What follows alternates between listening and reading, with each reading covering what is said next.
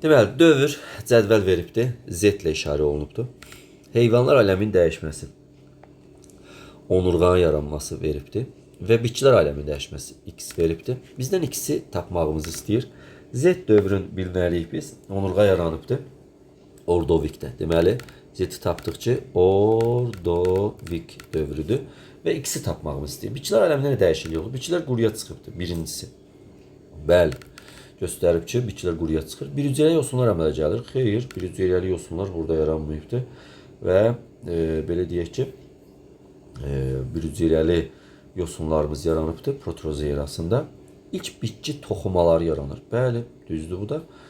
Ordovikdə yaranıbdır. Yarpaq gövdə əmələ gəlir. Bəli, düzdür.